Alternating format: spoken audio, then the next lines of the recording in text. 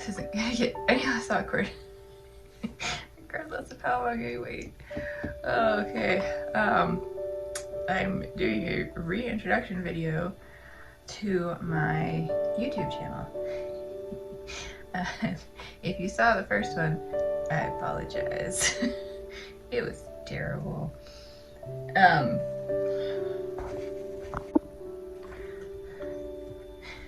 Probably a weird break there. Oh well. As I was saying, if you saw that first introduction video, it's not great. I mentioned at the time I was having issues with like seeing myself. Obviously, kind of gotten over that. Also, I've just gotten my hair done, so pink hair. I'm feeling pretty good right now, so figured I might as well do this so you can see my face. Might be the last time you see my face. Probably not, but we'll see. The reason I'm a bit more comfortable now is between that first video and this video, obviously I didn't really do any YouTube videos, and I had my life blow up in my face and it took a back seat. But life has gotten, a little better. It's still kind of, but I decided I want to do this, and can't wait around for life to be perfect in order to do something that I'm passionate about. So I'm restarting the YouTube channel and try to keep up with it and post regularly, be a little bit better in my quality of videos. Another thing, part of the reason I'm a little bit more comfortable on camera is over the past year, I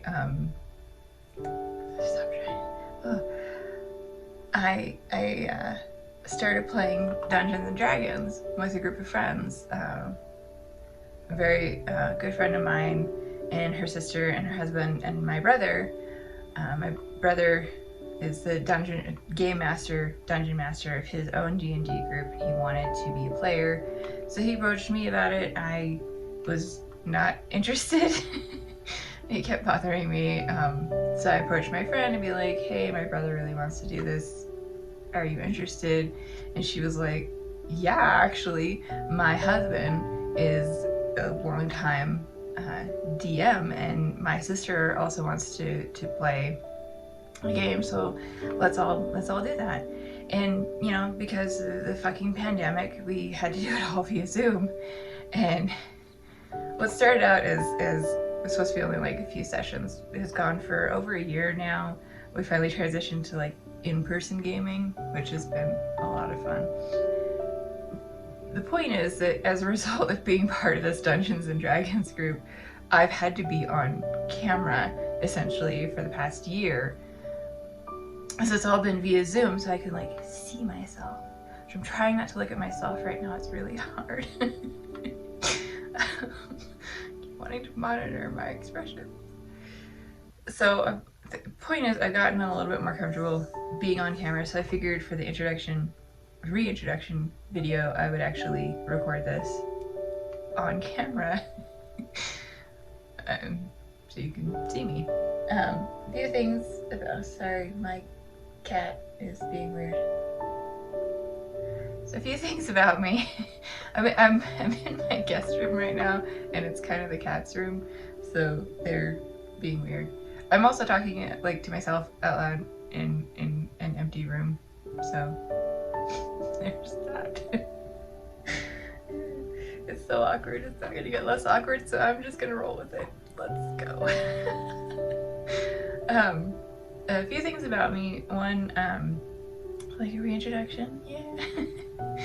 My name is Cherith. You can also call me Nyx. I go by they, them pronouns. I am non-binary. So that's been fun. That just came out last year. I have 2 cats. One cat I've had for 6 years. She's my tiny monster. She's a little black tortoiseshell cat. You'll probably see her tail come up in a video now and then. She might also jump up. I have a desk that I'm doing all this on. She might jump up and like stick her head in there. My other cat is a gray tortoiseshell Manx cat, sorry, a gray tortoiseshell Manx cat. Her name is Serenity. She doesn't like to jump up in my lap, but you might hear her. She's very loud. Sorry, the smaller gray, black one who's bothering me right now is Figaro. Oh, excuse me. I'm drinking water.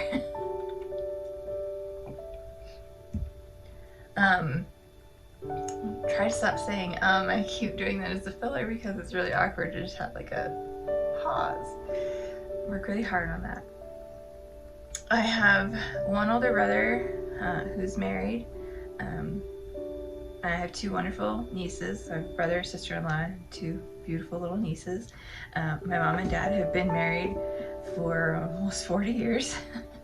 They all live here in Colorado, close to me, which is nice in some respects. I work full-time at a law firm, so I'm just doing this for like fun. I started reading tarot a couple years ago. An ex-friend of mine kind of got me into it. We had a falling out last year. You'll hear me mention her a few times because she has influenced some of the way I read tarot, and she gifted me some decks. We don't talk anymore. My other friend you'll hear me mention is the one that I also play D&D with.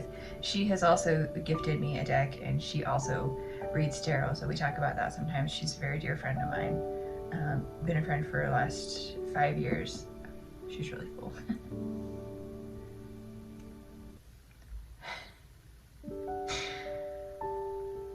So you'll hear me mention both of those friends, the ex-friend and the close D&D friend. I'll probably just call her my D&D friend. I don't know if she wants me to mention her name.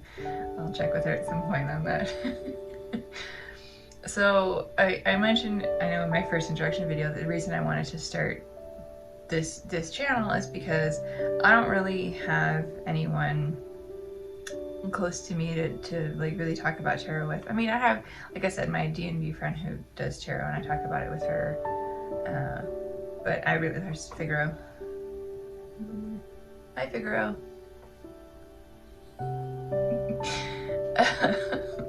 But there are things I want to talk about that I can't really.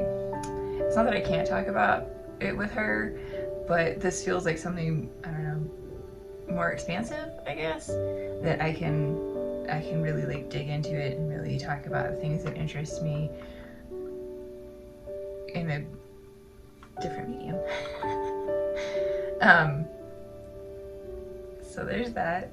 Like I said, I've been reading tarot for a few years now. I mainly read for myself and my family, considering at some point maybe doing readings for others. I don't know, we'll see. I have a few like pick a card videos. I'm still working on how to do that. Part of it is I'm really trying to sit still. I apologize if I keep going back and forth. I'm autistic, so it's kind of helping me relax, but I know it's very distracting in the video. Working really hard. It's okay.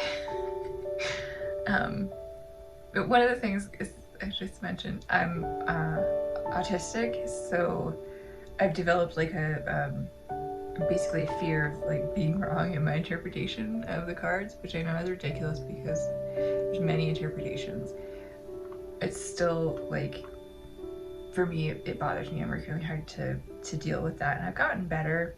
I'm also really trying to look at the camera. If you see me like looking off, it's not because I'm not paying attention. I just feel really awkward.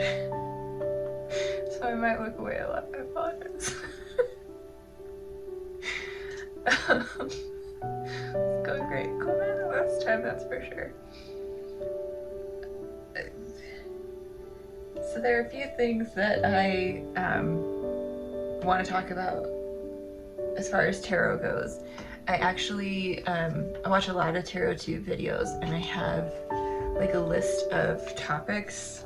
Some of these are really like old TarotTube hashtags because at the time that they were out, they were new and I wanted to be a part of them, but I didn't get a chance to record the videos. But I really liked the topics, so I've like kept track of it. So I've like, you can see, oh, it's backwards, it's fine. I have like a list of all of that. My first series of videos, I'm planning to do like a basically deck collection video of all of my tarot and oracle decks.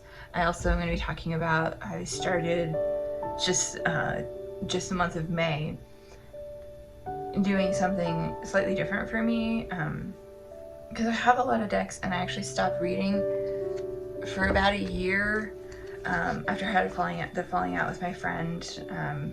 Things were not great for me. So I kind of stopped reading tarot. It felt for a while kind of useless because she had been the main reason I got into tarot, and I got really mad about certain things. So I was like, well, screw this. I'm gonna stop because everything about it like made me mad. And then I realized that was kind of silly. I really like reading tarot. It has some really beautiful cards. My mom asked me to read for her every now and then, which is always really cool. And it's something I really enjoy. I really enjoy talking about it. I really enjoy doing it. So like, why should I stop it? Well, I shouldn't. So I started it up again, but I started, like I said, just the month of May as kind of a way to help me focus and help me not neglect some of my cards, some of my decks, because I have 88 decks, I counted. And kind of a way to see like if there are decks that I need to pass on if I can't work with them.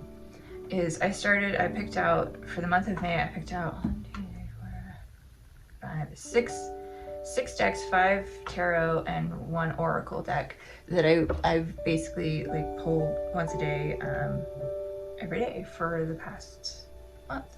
The first one was the Prisma Visions Mini. I really like that one. I'll talk more about these in my deck collection videos. You'll get to see more of them and I'll talk a little bit more about them. But I wanted to go over this because we're starting June. That's the month after May. We're starting to the month of June and I wanted to showcase the decks I'm going to be working for the month of June. So for May, it was Prisma Visions Mini, the Forest Envy Tarot, which is a Kickstarter, super cute.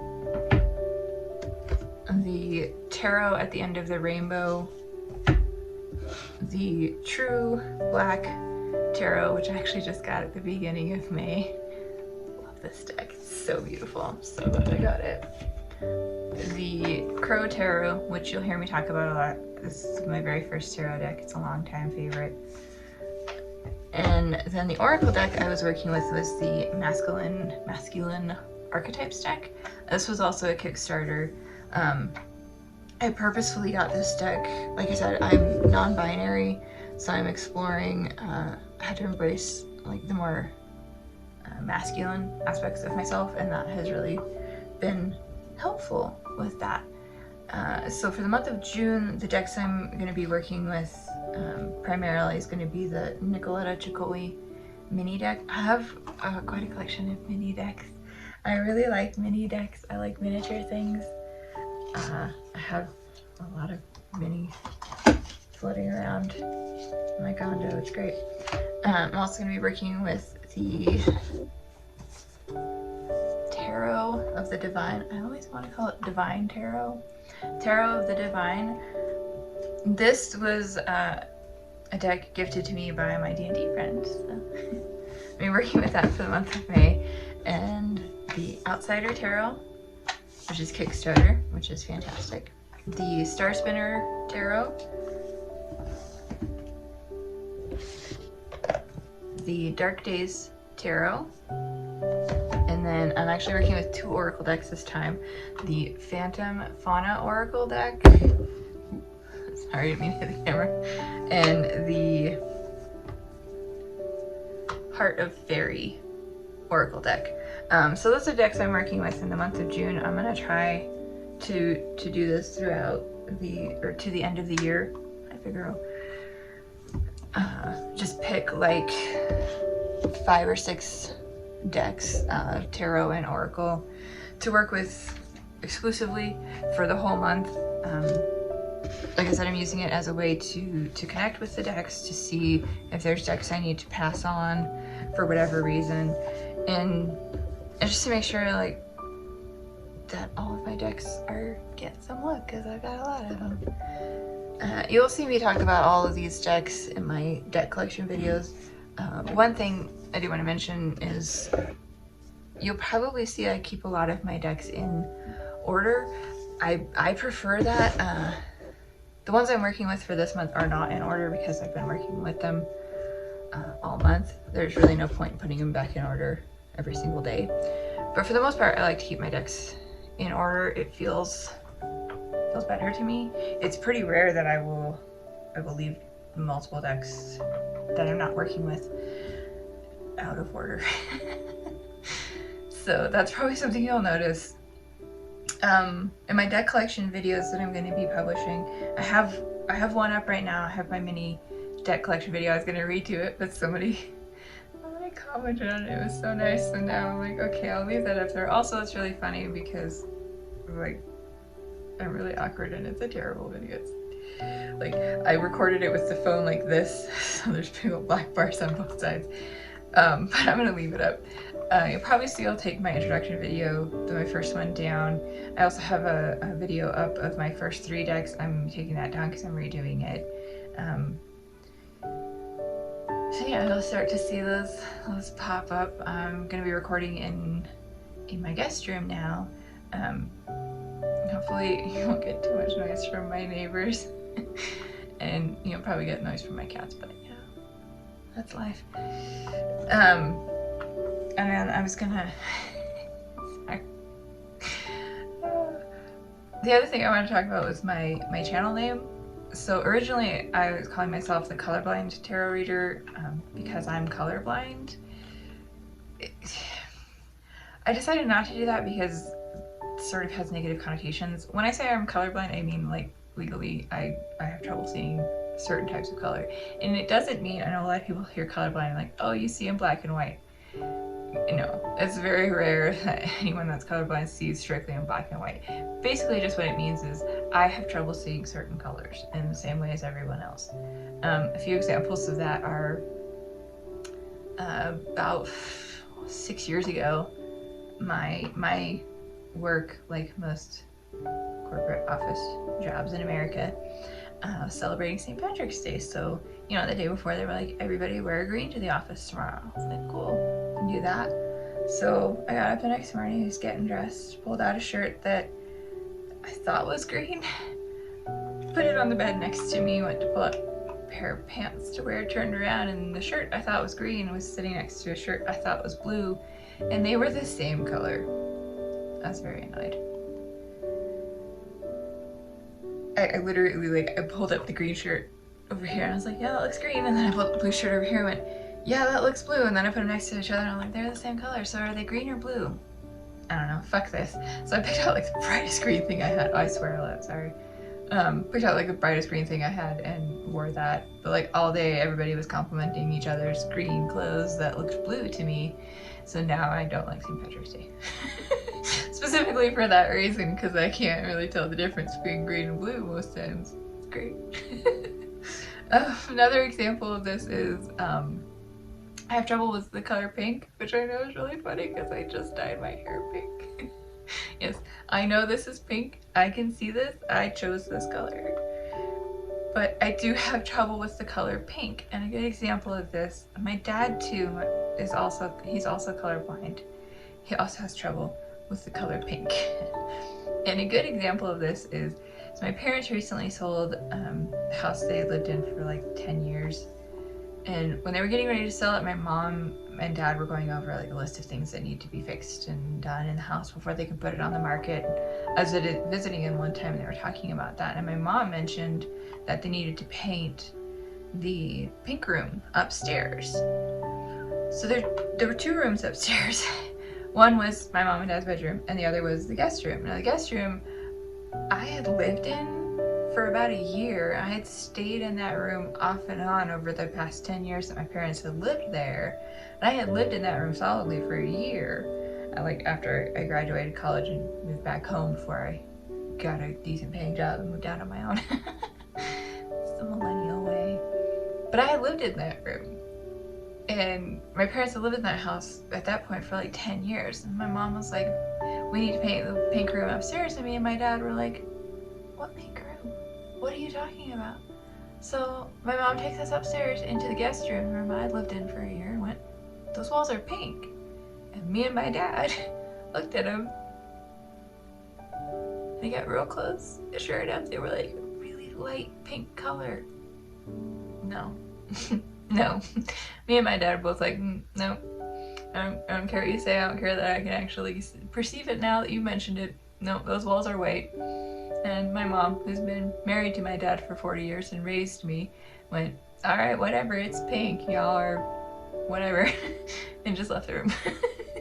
My dad and I decided, nope, the walls are white. We refuse. It's really funny because my mom and my brother have perfect color vision. Very fucking annoying. Because my dad and I are colorblind, so when they say something is a specific color, we kind of have to believe them. We don't. Because we're great like that. But those are like the main two examples I have of how my color blindness affects me. I have trouble with red and green. Yes, I can see the stoplights. I can see the difference between that. They're bright enough, vibrant enough red and green. I can tell the difference. I can see, you know, on my screen right here, I got the little green light over here that tells me where the viewfinder is. I got the red there for my stop button. You know, I can see that. I can see my hair is pink.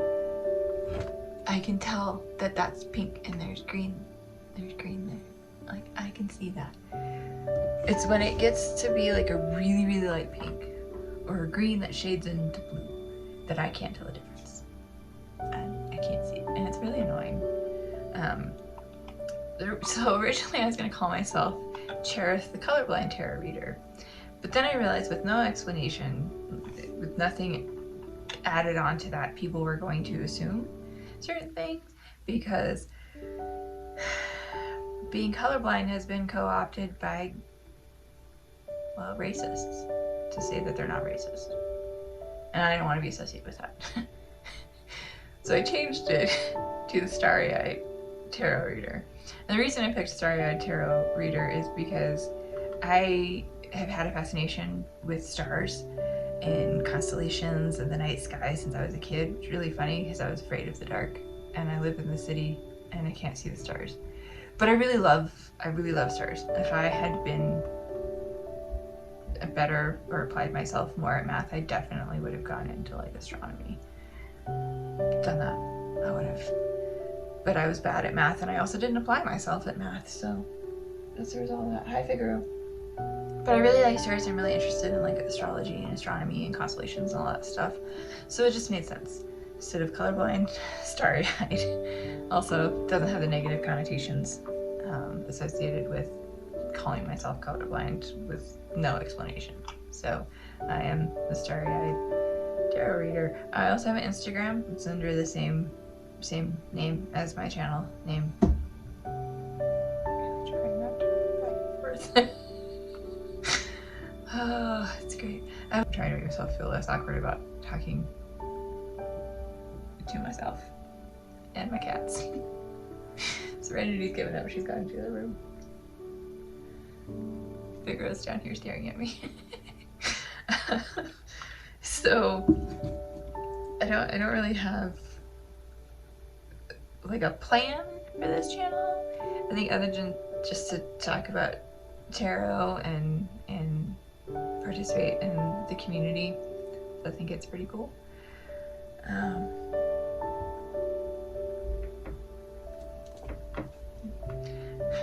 knew that was gonna happen. It's Figaro. Say hi, Figaro.